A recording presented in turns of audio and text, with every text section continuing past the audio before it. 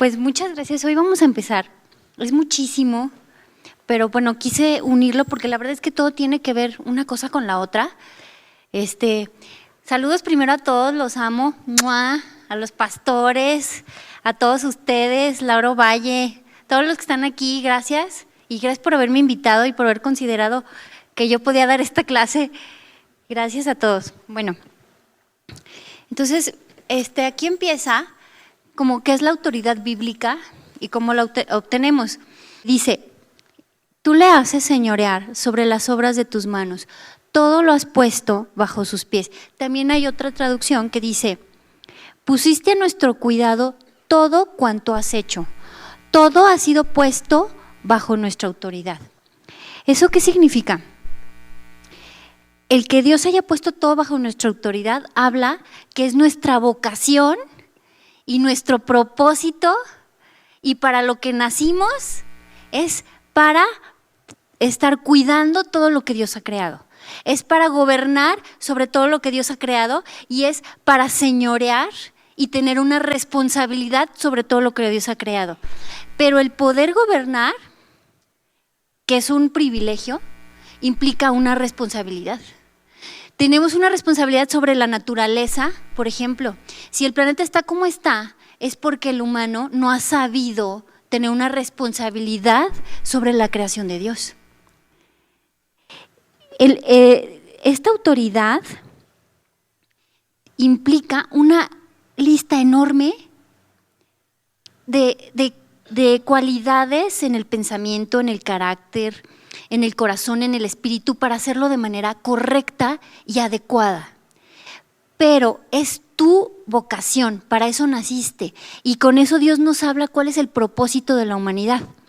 Que gobierne, que señoree, que reine a la manera de Dios. Y para eso vamos a entender qué es la autoridad. Ay no, hasta el principio.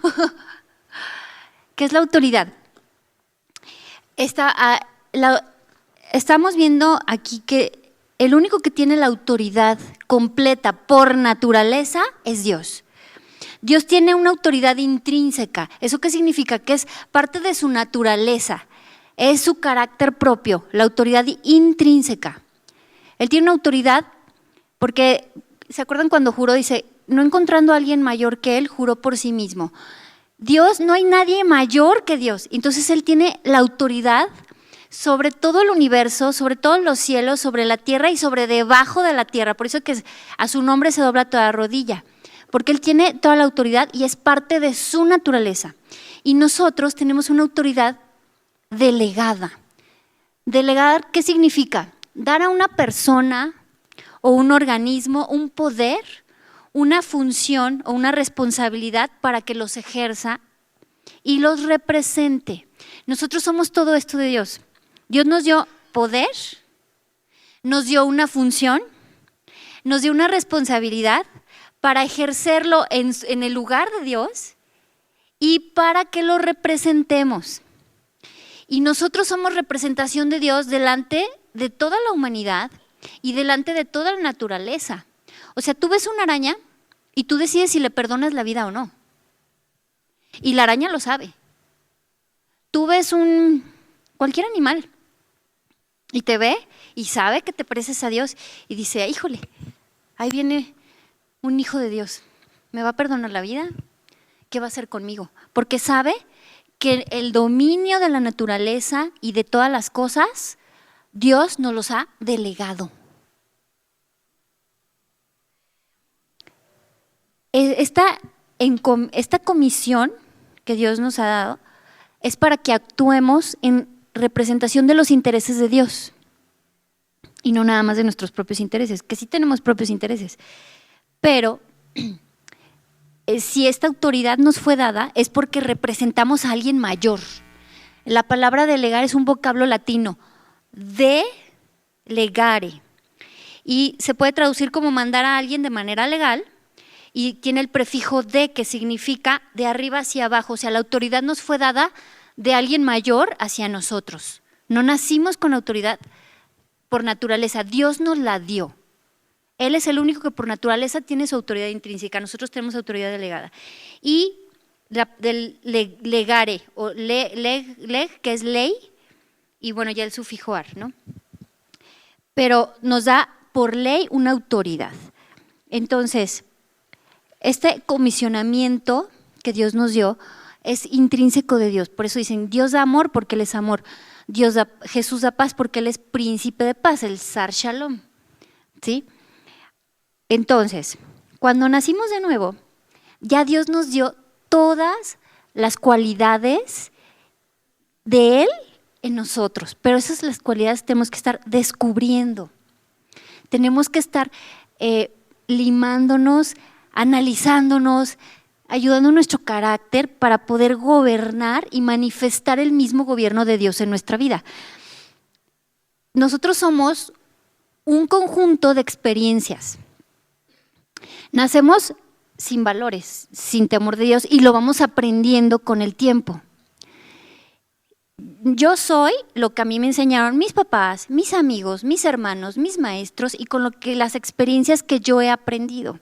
Por eso mi manera de ver la vida no es la misma manera de ver la vida de todos, pero así le gusta a Dios, que todos seamos diferentes, más el carácter que Dios le puso a cada quien. Pero todos tenemos en común que tenemos que olvidar de nuestro fracaso pasado. No nos define nuestros errores. Todos hemos cometido tantas tonterías que si te pudieras volver a vivir dirías, híjole, no haría ni esto, ni esto, ni esto, ¿verdad? Si tú te pudieras aconsejar a ti mismo a los 15 años, no, pues todo lo que te dirías. Pero no, se trata de no quedarse atrapado en el pasado. Por ejemplo, quien se suicida quiere matar su pasado, pero no se está dando cuenta que está matando el futuro, no su pasado. Quien se suicida quiere ahogar el dolor de los errores pasados, pero no sirve de nada porque ya no se puede hacer nada por el pasado. Pero puedes hacer todo por tu futuro. El pasado es una carga que no estás hecho para cargar, porque el pasado ya fue perdonado. Jesús sí tiene esos hombros para cargar tu pasado, tú no. No podemos cargar ni nuestro propio pasado, pero Dios sí. Entonces, no mates tu futuro por errores del pasado. Eso es un error. O porque te hayas equivocado antes no significa que no puedes hacer algo más adelante. Eso nos ata para gobernar. Y alguien que quiere atar y desatar, como dice la palabra, primero tiene que saber que él mismo no está atado. Entonces, cuando Dios le dio la autoridad a Adán, sabemos todos que Adán la perdió porque escuchó a un maestro que no era su maestro principal, que no era Dios, escuchó al enemigo, no frenó, porque él pudo haber frenado a Eva, no lo hizo.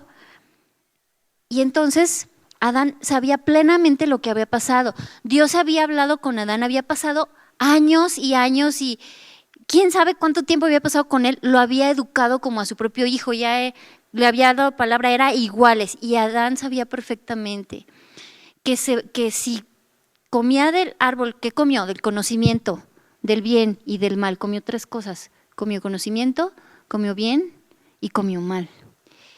Y al haber probado la maldad, nació de nuevo al reino de sombras. Porque para cambiar de un reino de luz a un reino de sombras se nace.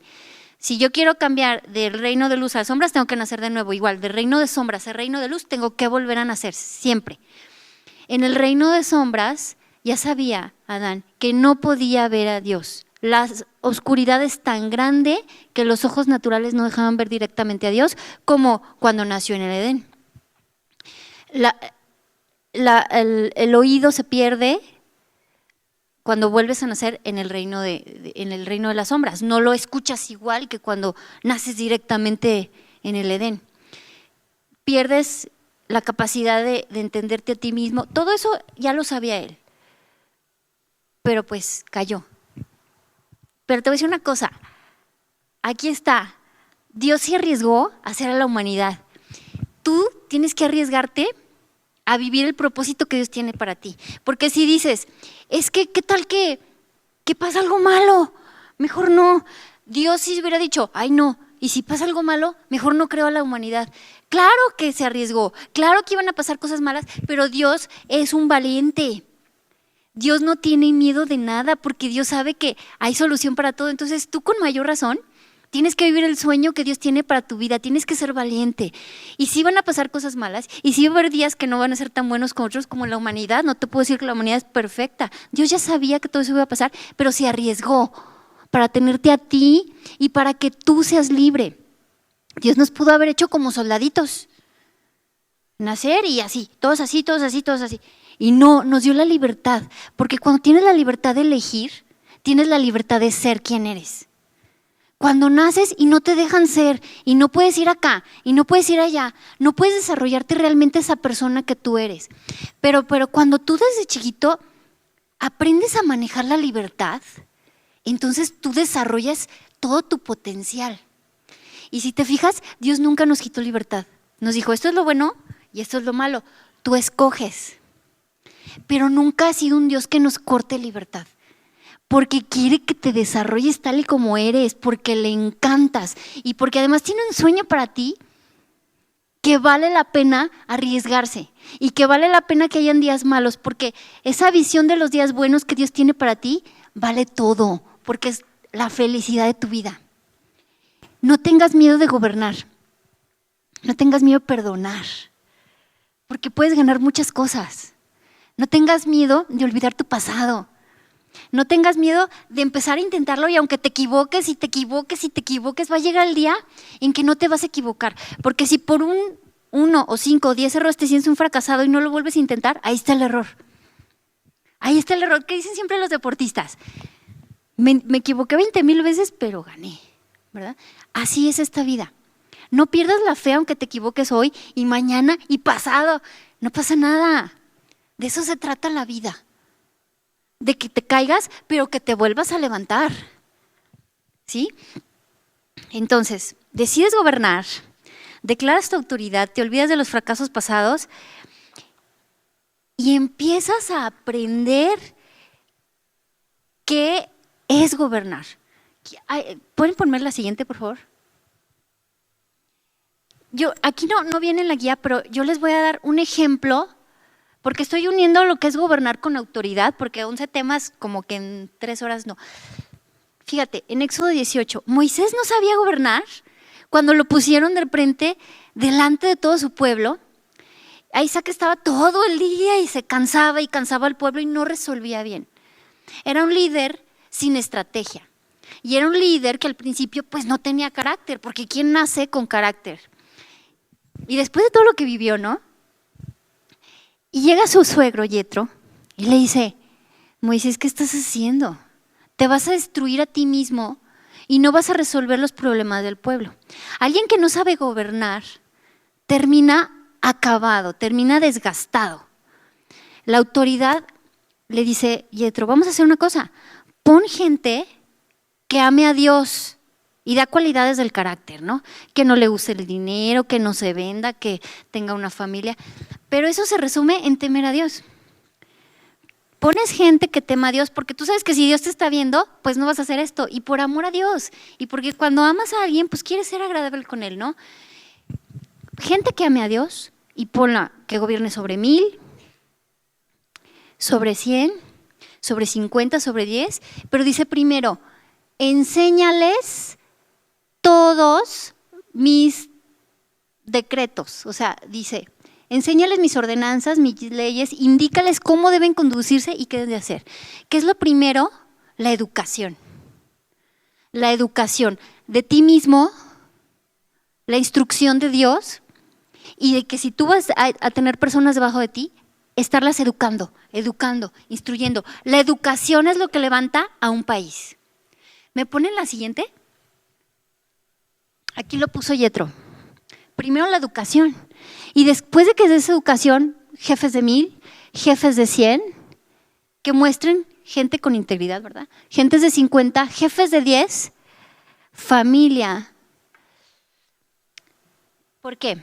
¿Por qué puse esto? Esta pirámide de autoridad hasta la fecha es vigente. Si te fijas en el gobierno y en todos los países y en las escuelas y en la vida, así es la autoridad. Hasta arriba se ve, todo lo que pase arriba, abajo va a resonar con más fuerza. Hasta arriba tenemos la autoridad principal, sea presidentes, gobernadores, etcétera. Y abajo tenemos pues que delegados, comisionados, magistrados y todo lo que sigue, que yo no soy abogada, no me sé. El poder ejecutivo, judicial, todo esto. Diputados, senadores. Y va bajando y va bajando. ¿Y qué es la parte más baja de la pirámide autoritaria? Las familias. Porque después de los jefes de 50 y jefes de 10 sigue el padre de familia y la madre de familia. Y hasta abajo, los hijos. Los hijos son los niños son lo más vulnerable de la sociedad. Una sociedad que no cuida a sus niños es una sociedad que no tiene valores de nada. Tristemente, por eso estamos aquí, porque a nosotros eso no nos pasa, pero tristemente en México últimamente es el primer lugar en abuso sexual infantil, el primer lugar en trata de personas, el primer lugar en drogadicción, el primer lugar en mala educación. ¿Por qué?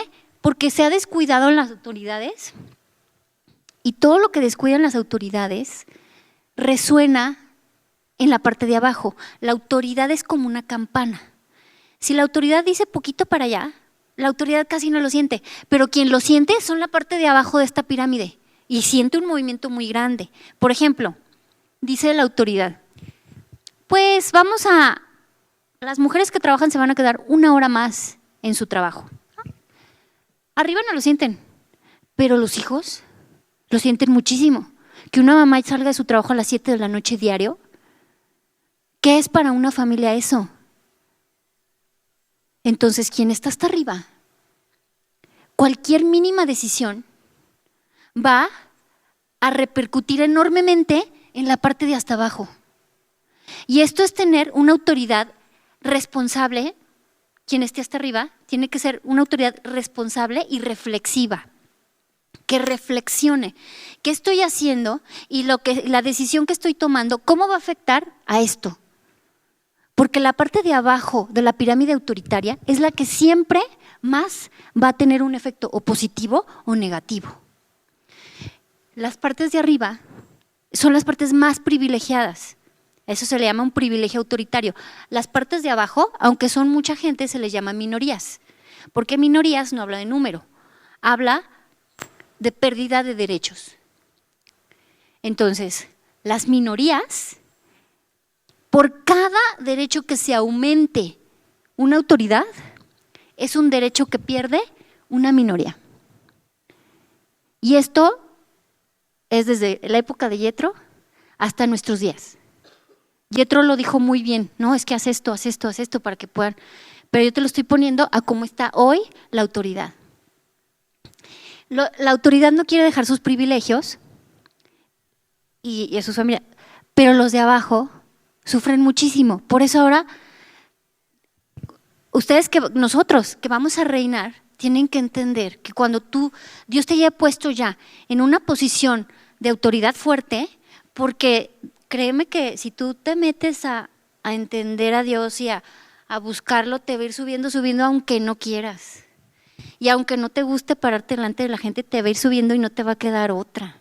Y aunque no quieras, te va a tener que poner de presidente y de gobernador y van a ser tus hijos y personas de aquí, porque quien le cree a Dios va a ir subiendo, aunque no le guste salir. Y cuando tú estés ahí, una verdadera autoridad justa, emocionalmente sana y responsable, que se llama responsabilidad reflexiva, va a pensar que cada decisión tiene que cuidar a los niños. ¿No dijo Jesús que los niños son lo más importante en el reino de los cielos? ¿Qué decisiones estás tomando tú? Porque tú tienes una autoridad arriba de ti y abajo de ti siempre. Yo como mamá tengo autoridades sobre mí, Dios, mi esposo, todavía mi papá, lo respeto como mi autoridad, pero más mi esposo obviamente, y abajo de mí mis hijos y la gente que trabaja conmigo y la gente, y las decisiones que yo tome mal repercuten en mis hijos. ¿Y qué causa? ¿Sabes qué causa? Mucho dolor humano que una autoridad no se haga cargo de los que son más abajo de él. Por eso ahora, si ves las noticias, el dolor humano es insoportable. Es insoportable, o sea, no podemos ver las noticias porque nos deprimimos. Si tú pones a ver bien cómo está la educación, cómo están viendo los adolescentes, qué les pasa a los niños migrantes, cómo está el abuso sexual, a qué edad empiezan a tener relaciones los niños en la secundaria, el dolor humano es tremendo. Si tú vas a las casas hogares y vas aquí y allá y no se puede, no puedes sobrellevar. Pero esto es consecuencia de decisiones mal tomadas, de autoridades mal tomadas. La autoridad ahorita no está quien debe estar siempre, pero eso está en el poder de nuestra boca. Nosotros podemos declarar que Dios levanta a quien debe de estar en cada puesto de gobierno. Para eso tenemos la autoridad en nuestra boca. Y nos preocupamos por los niños, pero antes por nuestros hijos. ¿No dice, quien no ve primero por los de su casa es peor que un incrédulo? La autoridad en el hogar es básica. Antes de ir a ver otros niños, ve los tuyos. Antes de decir, híjole, es que voy a servir acá y voy a ir a donar acá caridad y voy a ir allá, pero la luz de tu casa está apagada, empiezas a vivir en una doble moral en la que dices, ¿por qué acá en la iglesia y acá en la caridad y acá es brillo y en mi casa está apagado? ¿Por qué en mi casa hay conflicto y acá afuera está perfecto? Eso se llama una doble moral, en la que no vives de un modo en un lado y vives de otro modo en otro lado. No, Dios es uno y tú eres uno. Y para empezar a poner en orden tu vida, tienes que estar con la autoridad de tu hogar en orden. Y para eso son tú, tus hijos, tu esposo, primero bien. Y si están en una edad en la que no puedes hacer más cosas, espérate, Dios te va a dar. Porque es muy fácil descuidar a los niños, y los niños son lo más importante en el reino de los cielos. Son el number one escalafón. Y la escala de valores del humano es al revés. Primero el éxito, primero los ricos, primero las autoridades, y luego van bajando. ¡Ay, los niños sí, allá, que se entretengan! Y no, los niños son lo más importante del reino de los cielos y estamos insensibilizados a los niños. Entonces, primero tus hijos, mujercita. Y si tú enseñas a tus hijos por ejemplo, a hablar bien. Ahorita el vocabulario del adolescente es de 300 palabras, es las que se saben, y de esas más del 20% son malas palabras. Entonces, la degradación del lenguaje es un reflejo de la degradación de la sociedad. Y claro que mis hijos a veces lo digo que dicen, ay, mamá, no manches. Y yo no le enseñé, no, pero la sociedad, los amigos, la escuela, va a ir aprendiendo, pero tiene que aprender en tu casa y contigo y todos los días. No, mira, vamos a leer y leyendo y que aprenda nuevas palabras y que crezca su manera de ver el mundo. Que no se deje llevar por la presión social, porque ellos ahorita están sometidos a una presión social intensa. Si en Facebook todos pusieron que todos fueron a aquel lado, yo, ¿por qué no, mamá? Pero todos hicieron una fiesta y a mí no me invitaron. No te tiene que importar, o sea, enseñarles y darles una opción, no nada más. Me apagas el celular y así te quedas. No, apágalo y vámonos a andar en la bici. ¿Sí? Es una autoridad responsable que empieza a este nivel. Y lo que mejores a este nivel, abajo, mejora todo el país. Porque ese niño va a crecer y va a ser padre de familia, y familias enteras se van a beneficiar de lo que tú siembres en tu hijo. La semilla más importante que tú tienes es tu hijo. Es la semilla más importante que le vas a dar a Dios y a toda la humanidad. ¿Sí? Entonces, si puedes tú leer después lo que es una autoridad con responsabilidad reflexiva, eso se cree que ahorita que es la clave para la vida en paz y para la resolución de conflictos. Y Jesús es el Sar Shalom, el príncipe de paz. Esta me encanta, esta pirámide autoritaria. Aquí no lo mencionan en la guía, pero la verdad cuando dicen, esto empieza con el carácter del creyente, dicen, hagan morir lo terrenal en nosotros, fornicación, impureza, facciones desordenadas, malos deseos y avaricia, que es idolatría. Todo esto se resume en el temor de Dios. El temor de Dios es saber que vives en la presencia de Dios todos los días. Así como decía Jesús, tenía al Señor siempre delante de mí, por cuando está a mi diestra, no quedaré. ¿Se acuerdan? ¿Quién dijo aquí? ¿No quedaré? Avergonzado. Bueno, nosotros tenemos al Señor siempre delante de nosotros porque cuando Jesús se murió, el velo se rasgó y vivimos delante de la presencia de Dios todos los días. Así como el ángel Gabriel vino y con Zacarías y dijo, yo estoy delante de la presencia de Dios y vengo a decir esto. Nosotros ahí vivimos también. Vivimos delante de la presencia de Dios. Y si tú vives delante de la presencia de Dios en cada decisión que tomas, ya tienes tu temor de Dios, ya. Olvídate que te tienes que aprender a obedecer, perdonar. No, o sea, tú vives delante de la presencia de Dios y si sabes que está delante de ti y te están diciendo una cosa, ¿qué vas a responder? Pues algo que agrade a quien tienes a un lado. Porque cuando tú amas a quien tienes a un lado, no vas a ser grosero con él. No le vas a decir cosas que lo puedan ofender. O sea, vives delante de la presencia del Rey y tú eres quien como su anfitrión, porque Él ahorita vive en ti y tú eres su anfitrión. Cuando nos muramos, Él va a ser tu anfitrión y nosotros vamos a vivir allá con Él. Pero hoy tú eres el anfitrión de su presencia. ¿Sale? Bueno, el que sigue, por favor. Creo que ya.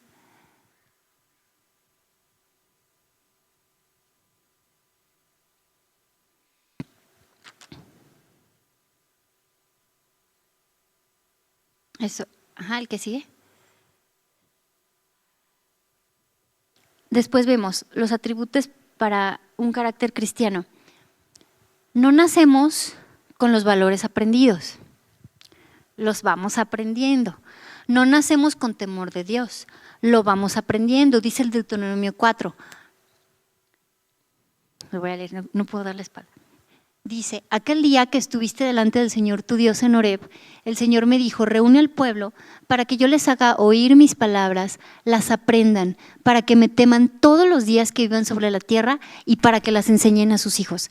Tenemos el mandato de enseñar a nuestros hijos la palabra de Dios.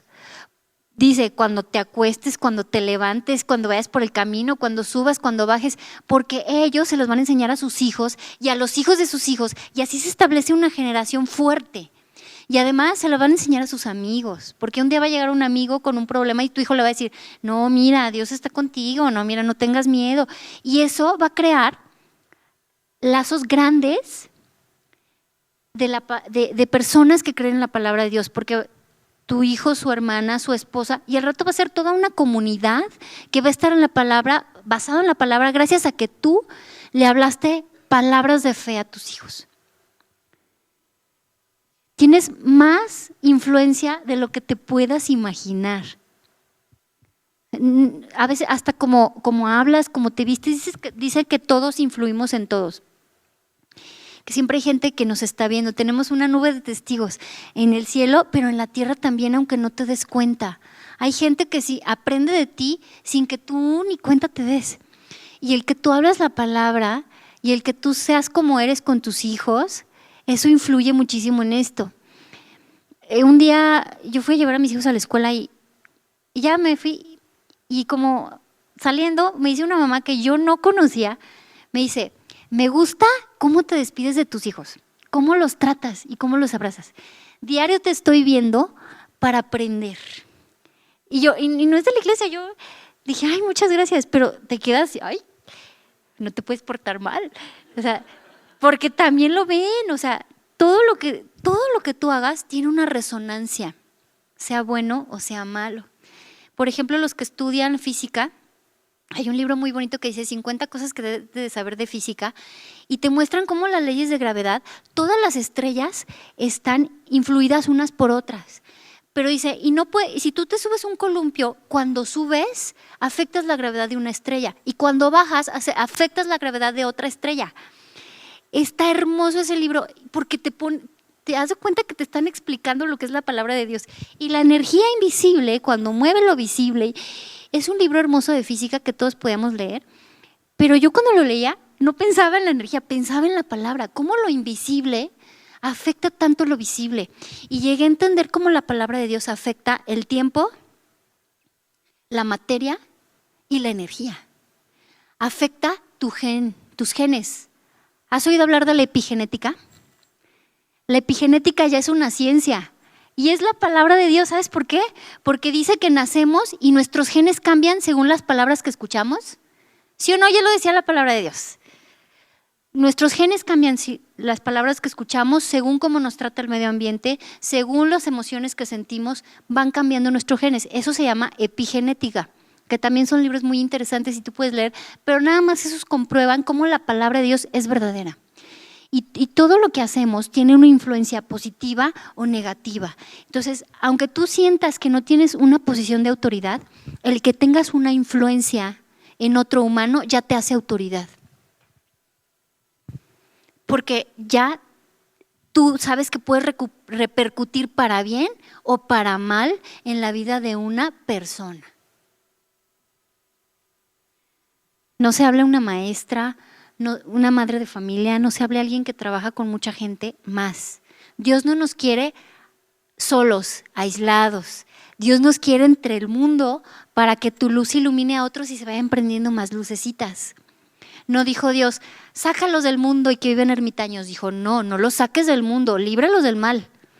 Pero una luz no se debe esconder en un cajón y ese eres tú. Que tu influencia sea una luz que no sea escondida en un cajón, que sea una luz que influencie para bien la sociedad. Y a México le urge, y al mundo entero le urge. A tus hijos les urge, a ti misma, a tu marido, a todos, nos urge vivir de acuerdo con la palabra de Dios para levantar al país. Y dice, teme a Jehová y sírvele con integridad y verdad, dice Josué 24:14. ¿Por qué José, por qué Daniel, a pesar de que los acusaban falsamente, seguían subiendo y tenían cada vez gente más a su cargo y más? Porque temían a Dios y le servían con un corazón sincero. ¿Eso qué va? Porque aquí también dice que hablé mucho de la santidad. La santidad es Jesucristo. Pero hoy, como vimos la santidad, con la buena intención del corazón. Así de fácil. Un comportamiento santo, porque bueno, una cosa es ser santo somos por la sangre de Cristo, pero un comportamiento santo es un comportamiento que es dado por el consejo del Espíritu Santo y por la buena voluntad de tu corazón. El Espíritu Santo es santo, nunca te va a aconsejar que hagas algo impuro, deshonesto, malo o que vaya en contra de la ley moral de Dios, nunca. Pero también tiene nuevas ideas y a veces se le ocurren cosas que dices, ay, ¿quieres que yo haga esto? Tú lo vas a hacer con buena intención de corazón, ¿sí? Si llega un hombre, yo como mujer, y me dice, es que quiero hablar contigo, por favor, porque quiero que me ministres, bueno, yo voy a ir con buena intención de corazón, protegiendo mi corazón, y voy a ir y hasta ahí. Pero, ¿sí me explico? A lo mejor dirá otro, ay, está ahí platicando con alguien. Sí, pero a veces todo depende de la intención de tu corazón. Yo puedo estar, o como un día dije, no sé, arreglarme mucho. Para mi marido, está bien. Para el vecino, no está bien. Pero eso, ¿quién solo lo sabe? Dios. No, las únicas intenciones del corazón las ve Dios. Y las intenciones del corazón escondidas en ti, solo Dios las ve. Yo puedo hacer algo que parezca muy santo y muy bueno, pero con una muy mala intención. Eso no es santidad. O yo puedo hacer algo que parezca malo, pero Dios me dijo que lo hiciera.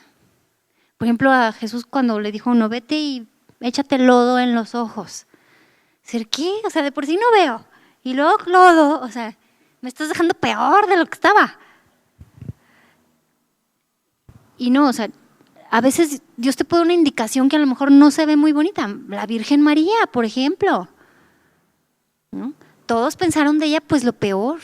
Y fue duro, pero ella aceptó Ya, pero eso no le quitó que Dios la hubiera justificado y ella estaba haciendo algo bueno. Y cuando estás haciendo la voluntad de Dios, estás haciendo cosas santas. Porque santidad significa estar apartado para Dios. Entonces, si lo que estoy haciendo yo está apartado para Dios, así sea trapear, es algo santo, porque Dios me lo pidió. Así sea hacer un lonche para mi niño, es algo santo, porque a Dios sí le preocupa, como a Él le preocupa la vida, le preocupa que come, le preocupa que habla, le preocupa que aprende, le preocupa con quién se junta, porque lo que aprende de chiquito va a resonar de grande. Entonces, todo lo que hagas, por muy chiquito que parezca, es santo si lo haces para Dios. Si te despiertas, si te levantas, si te acuestas, si hablas, y si piensas, y si te unes, y si te separas, por Dios, no por ser religioso, sino por representarlo bien, por representar su interés, por ganar almas para su reino. Si lo haces así, es santo, porque santo es apartado para Dios. No confundamos ser santo con ser religioso, ser prejuicioso, como dirían, ser escamado. No, eso no te lleva a ninguna santidad. Las religiones separan y dividen, y todo lo que divide no es de Dios. Hay más guerras santas que iglesias, yo creo, ¿no? O sea, ¿qué pasa? Fíjense, ¿qué pasa con la humanidad? Con las diferentes creencias, nos van dividiendo. Simplemente en el deporte están divididos los del Real Madrid con los del Barcelona. Y ya hay una división. Y en las iglesias, no, porque esa iglesia no y esa no. Y en las religiones, bueno, no se diga. Pero la santidad no tiene que ver ni con prejuicios, ni con religión, ni con educación, sino con qué van a decir, sino con qué va a decir Dios. Todos me podrán decir, todos me podrán señalar, pero si estoy obedeciendo a Dios, estoy haciendo algo santo. Qué fácil. Entonces, tú eres santo porque Jesús se murió, y tus obras son santas porque las haces con la intención de corazón de representar a Dios y sus intereses. Punto. Cuando estás en medio de la voluntad de Dios, estás haciendo algo santo. Fácil, fácil. No te estreses con juzgar y con decir, ay no, ¿y qué van a decir? ¿Y si esta película me salgo del cine? No, no, no, no. Tú eres una flor en medio del pantano. Sí, o sea, a lo mejor a veces vas a tener que estar en medio de, no sé, entre darquetes y tú llevándote bien con ellos, porque tienes que mostrar el amor de Dios para ellos.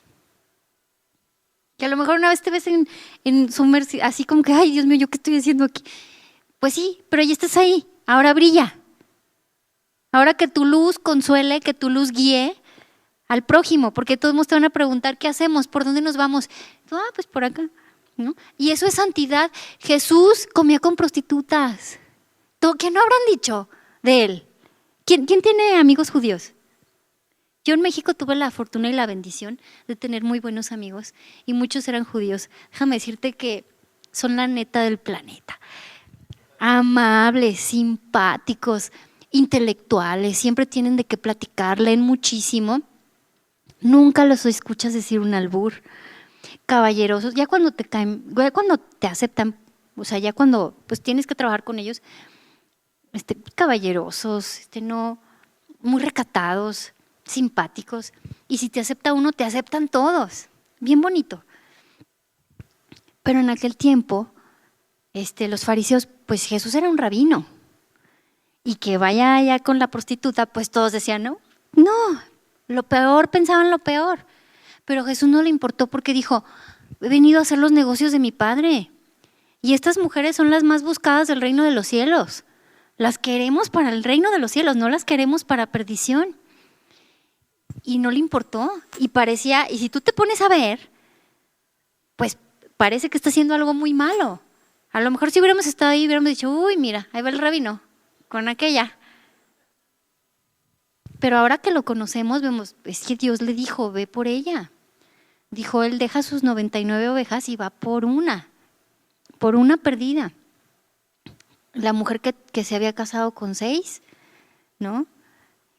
Imagínate qué identidad tenía ella, o sea, cómo había sufrido para no haber podido con un marido, ni con otro, ni con 3, ni con 4, ni con 5, y el sexto ni siquiera era su marido. Yo creo que tenía la identidad por los suelos, por eso iba ella sola, cuando no había nadie, por agua. Porque todo lo que habrán dicho de ella las mujeres en su época, la han de haber criticado muchísimo con uno y con otro y con otro y con otro. Todo lo que habrán dicho. Entonces, pues yo creo que en vez de ir a la hora que se reunían todas las mujeres en el pozo, mejor iba sola, porque dijo, no hombre, estaba hasta acá de ser enjuiciada y a la vez no podía salir de su círculo vicioso. Tenía ahí algo arraigado en ella, algo aprendido, que no podía salir de lo mismo. Y decía, pues es que no sé qué pasa, que con uno y me vuelve a pasar y me caso con otro y me vuelve a pasar lo mismo. Tenía ella una herida, o sea, una mala enseñanza en su corazón. Y va ella sola cuando dijo, nadie me va a ver, pero ahí estaba alguien esperándola. Hay alguien sentado. Y también él sabía que, no, pues si me ven también van a decir de mí, qué estoy haciendo aquí con ella, pero no importa, aquí te estoy esperando. Y ahí está Dios esperándote en el lugar de tus mayores errores. Donde te has equivocado 6 veces, como ella que se equivocó con 6 maridos, donde tú te has equivocado 6 veces o más, ahí está sentado, esperándote. De ahí está el mismo Jesús esperando por ti para sacarte de ahí. Acuérdate, Él vivió todas las tentaciones y es poderoso para librarnos de tentación. Por eso habla aquí de santidad también en estas guías que me dieron. La santidad viene muchísimo, pero yo te puedo decir, la santidad es la buena intención de corazón hacia Dios. Si lo que haces es con buena intención de corazón de agradar a Dios, aunque te equivoques, Dios va a convertir en aciertos tus errores. ¿No te ha pasado que te saca Dios de una trampa que te habían puesto o de algo que dices, uy, yo ni me había dado cuenta de esto? ¿Sí? A mí cuando estaba estudiando una vez me iban a regañar porque me tardaba mucho con los pacientes. Pero es que llegaban y pues una viejita y llorando, es que estoy sola, no, mire, Dios está con usted. Entonces se enojaron unos compañeros y mandaron a que la jefa pues me fuera a decir por qué me estaba yo tardando, ¿verdad? Pero yo ni por aquí me pasaba. Y las secretarias sin querer empezaron a poner los expedientes junto a mí, donde yo ponía los míos. Y cuando llega y me dice, ¿cuántos pacientes viste hoy? Y volteo y yo vi así, ay, pues estos. Bueno, está muy bien. Ok, bye. No me dijo nada, pero me cayó el 20 después, dije, híjole. Pero pues, y sí, me tardaba porque a veces llega gente muy sola, muy triste, y yo tenía algo que les podía compartir que a lo mejor pudiera aliviar un poquito esa tristeza. Era un hospital de concentración en el DF donde había muchísima gente de todo, venían indígenas, venían de todo. Y venía gente sola, gente sin dinero, porque ahí va gente que no tiene ni seguro social y en aquel entonces todavía no estaba bien el seguro popular. Entonces era gente de la que más sufre. O sea, me tocó ver niños de 6 años guiando a su papá ciego a consulta. O sea, eso me tocó ver. Imagínate un niño que iba en el metro, o sea, tenía que faltar a la escuela para llevar a su papá a consulta porque su mamá trabajaba. O sea, no te puedes quedar así ante el dolor humano a decir, pues eso le pasa a esa mujer, ¿para qué se casa con un ciego? Hay gente que así dice. ¿Y sabes qué duele en el alma? Ver gente que tiene todo, pero que no hace nada. Entonces nosotros tenemos que ser activistas por la paz. Pero no te estoy hablando de política, estoy hablando de la paz que solo Dios puede dar. Ser activista en la paz, en lo que Dios te vaya poniendo delante de ti cada día. Si te pone un niño que está solo y que, por ejemplo, a mí me pasa seguido que un niño que su mamá muy sola y que él se la pasa y toca, ¿puedo venir a cenar con ustedes? Sí, mijo, vente. Y ahí estamos platicándole y qué pasa y cómo estás. Y es que mi papá, no, mira, y Dios. Ya hicimos una cosa por la paz. Entonces, no nos podemos quedar sentados, tenemos que ser activistas de la paz que solo Dios puede dar en cada cosa de tu vida, empezando con tus hijos, con tu casa, con tu esposo y después todo lo demás, lo que Dios te vaya poniendo. A la persona que tengas enfrente, eso es ser un activista por la paz. Y dice la palabra, los que trabajan por la paz serán llamados hijos de Dios. ¿Sí o no dice? Dice, aquellos que trabajan por la paz serán llamados hijos de Dios. O sea, te van a ver la gente y te van a decir, hija de Dios, eres tú, Dios te mandó. Y no es en un podio como ese es en la vida diaria. Y ese podio es el que Dios más aplaude, porque acuérdate que la escala de valores de Dios es al revés de la del mundo. Dios aplaude donde nadie te ve. Eso tiene el number one prize. En el cielo es así que donde nadie te ve.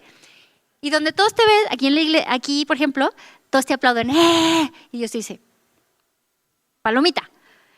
Pero así el trofeo de trofeos es donde nadie te ve, donde nadie te aplaude, donde nadie te celebra, donde dices, oye, estoy dando de mi tiempo, de mi vida en esto, pero Dios sí te ve.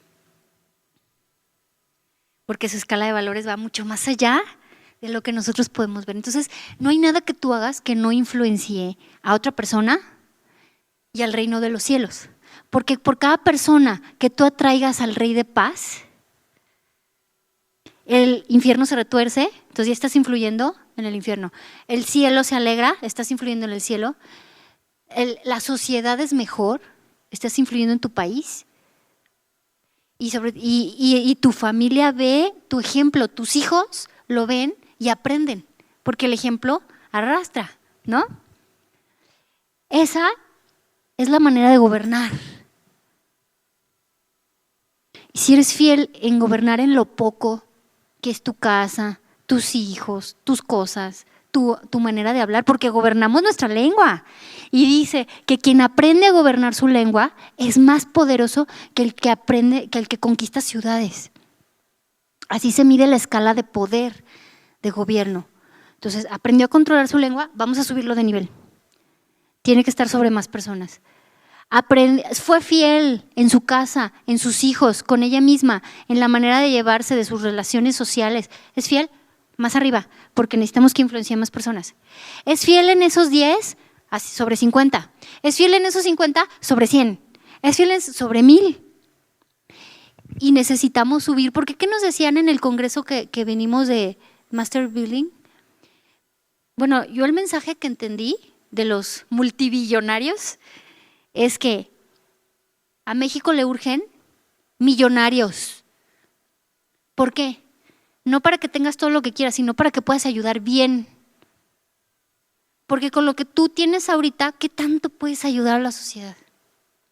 O sea, si ayudas, si influencias, como te digo, es una campana.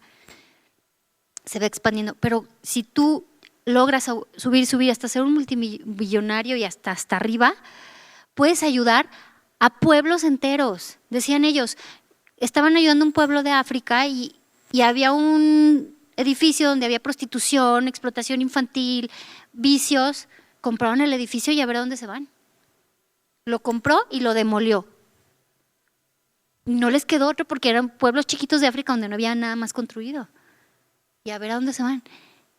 Y lo que dije, y algo que a mí me quedó muy claro en ese momento, dice, ¿quién ayudó más en su momento? Bill Gates o la Madre Teresa. Dice, bueno, la Madre Teresa se dio a sí misma hasta que se desgastó y no pudo más. Es un ejemplo de amor. Vamos a mezclarlo. Bill Gates dona $1 millón diario a instituciones de beneficencia bien estudiadas por él.